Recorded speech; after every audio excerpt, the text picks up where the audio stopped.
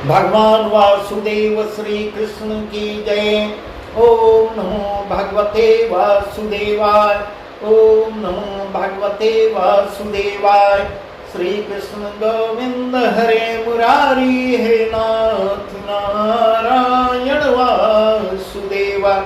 श्री कृष्ण गोविंद हरे मुरारी, हे नाथ नारायण वासुदेवाय।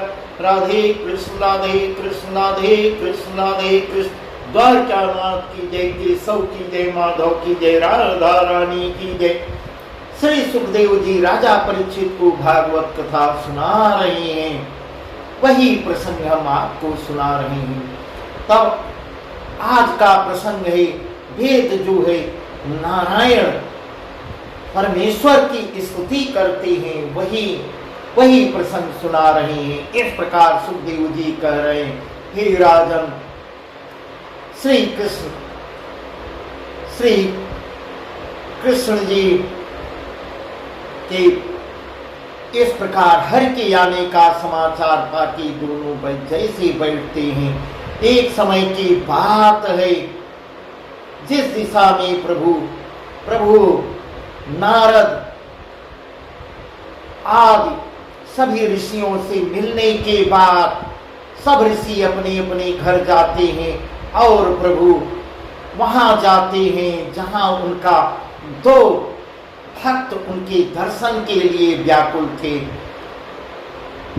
ऐसा करके प्रभु उधर को जाते हैं, जिस दिशा में प्रभु जाते थे राजा आगे आगे उनका पूजन करते, भेंट के धरते चले जाते थे। कितने दिन प्रभु वहां पधारे, हर के आने का समाचार पाके वे दोनों बहुत दिनों से इंतजार कर रहे हैं। जैसे बैठते थे तैसे ही भेंट ले उठ दौड़ते हैं, भेंट लेके दौड़ते हैं और कृष्ण के पास आते हैं। प्रभु का दर्शन करते ही दोनों भेंट धर दंडवत कर हाथ जोड़कर सन्मुख खड़े होते हैं, विनय करके बोलते हैं, हे कृपा सिंधु दीन बंधु, आपने बड़ी दया की जो हमारे ऐसे पतितों को दर्शन दे पावन किया और जन्म मरण का पाप छुटा दिया। ऐसी कथा कह सुखदेव जी कह रहे हैं, अंतर्यामी कृष्णचंद्र जी उन दोनों भक्तों की मन की भक्ति को देख कर दो स्वरूप धारण करते हैं और दोनों के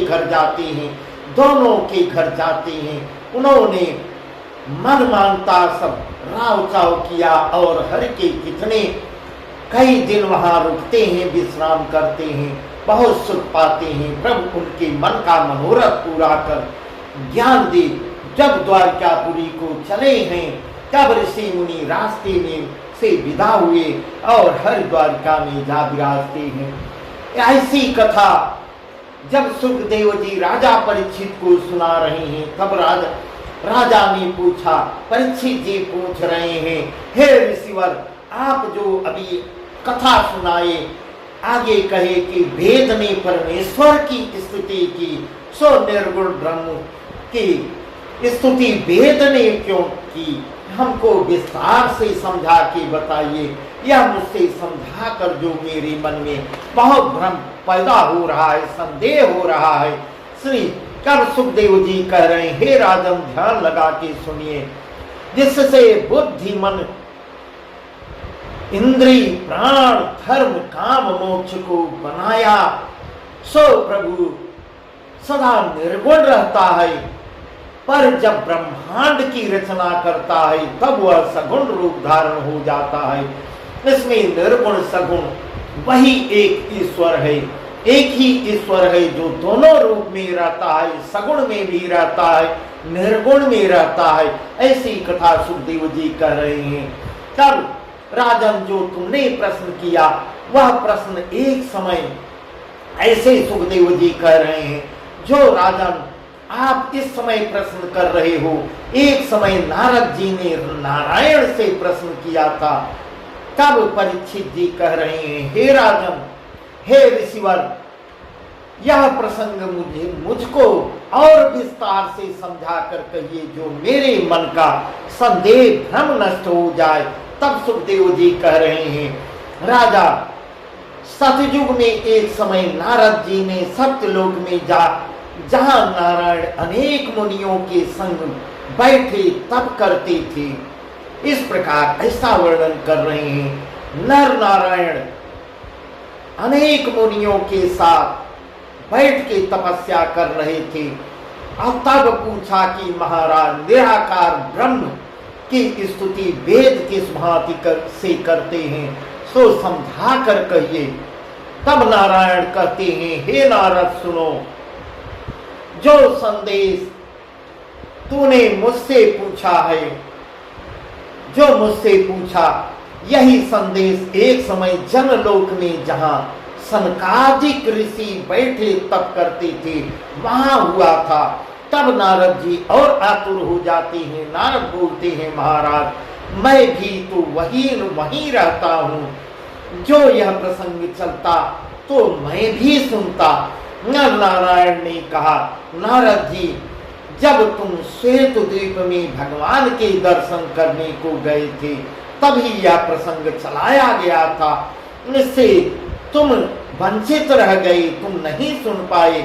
ऐसी बात के सुनते ही नारद जी ने पूछा, महाराज वहां क्या प्रसंग चलाया, सो कृपा करके मुझको भी बताइए।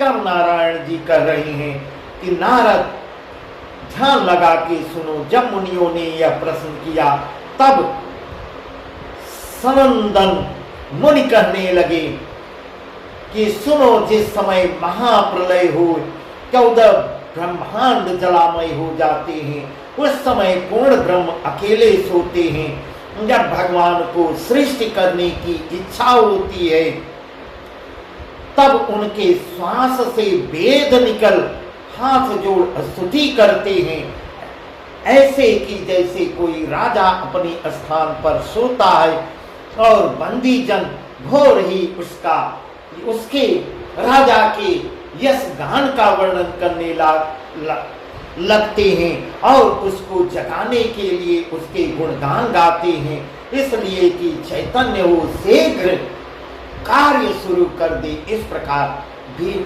ऐसा वर्णन कर रहे हैं। ऐसी प्रसंग कर नारायण कहते हैं, हे नारद सुनो, प्रभु के मुख से निकल वेद यह कहते हैं कि हे नाथ वेग चैतन्य हो, सृष्टि की रचना करो, सृष्टि की रचना करो।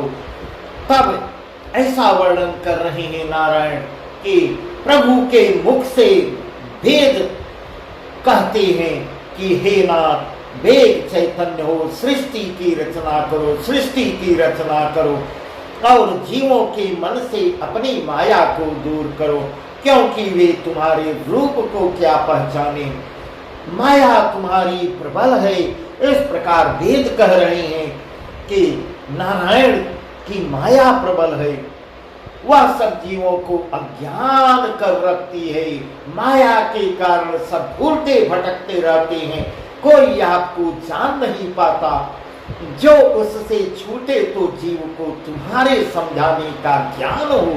इस प्रकार माया जो सबको भ्रमित किए रहती है, उससे अगर मुक्ति मिल जाए तो सब जान जाए, सब आपको समझने लगे, सबको ज्ञान उत्पन्न हो जाए।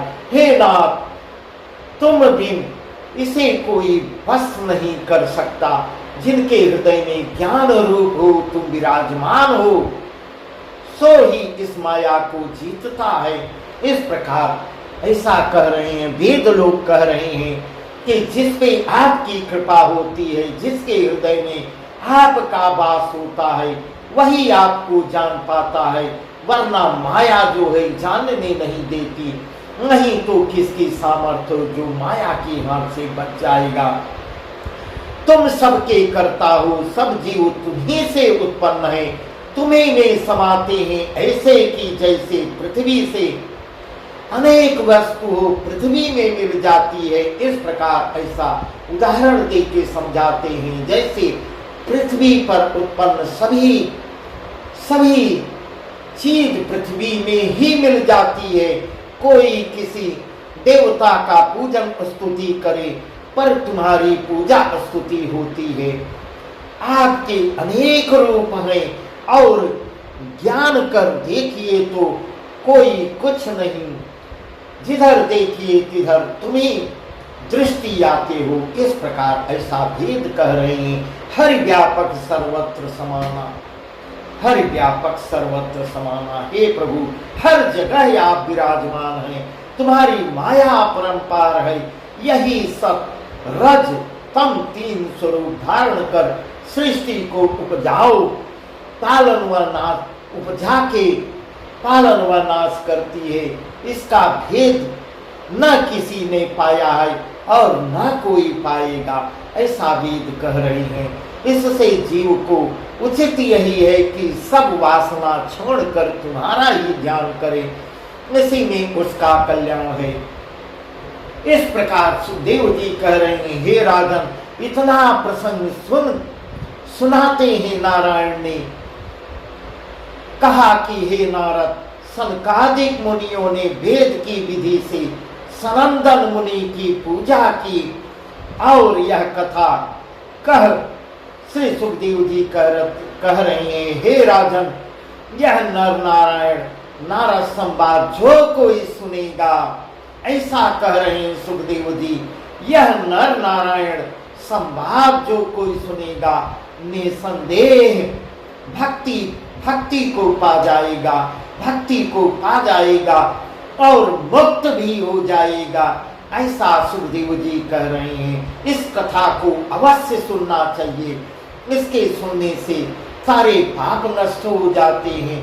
जो कथा पूर्ण ब्रह्म की वेदों ने गाई है, सो कथा सनंदन मुनि ने संकादिक मुनियों को सुनवाई। इस प्रकार सनंदन मुनि ने संकादिक ऋषियों को सुनवाई है।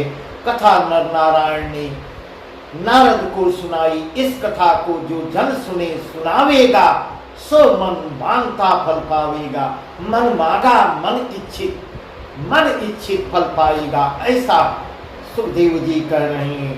जो पुण्य होता है तप यज्ञ दान व्रत करने में, सो पुण्य होता है इस कथा के सुनने में। इस प्रकार सुखदेव जी राजन को सुनाए और उनके मन के भ्रम को दूर करते हैं। बस आज की कथा यहीं तक। आगे की कथा और बहुत सुंदर है। वृकासुर वध और रुद्र मोक्ष। इस प्रकार प्रभु आगे वृकासुर का वध करते हैं, रुद्र मोक्ष। बहुत ही सुंदर सुंदर कथाएं हैं जो हम आपको कल बताएंगे। मुनि भृगु की मिलन परीक्षा है, बहुत सुंदर कथाएं हैं। भगवान वासुदेव श्री कृष्ण की जय। ओम नमो भगवते वासुदेवाय। ओम नमो भगवते वासुदेवाय। श्री कृष्ण गोविंद हरे मुरारी, हे नाथ नारायण वासुदेवा। श्री कृष्ण गोविंद हरे मुरारी, हे नाथ नारायण वासुदेवा। राधे कृष्ण राधे कृष्ण राधे कृष्ण राधे कृष्ण। द्वारकानाथ की जय, केशव की जय, माधव की जय, राधा रानी की जय।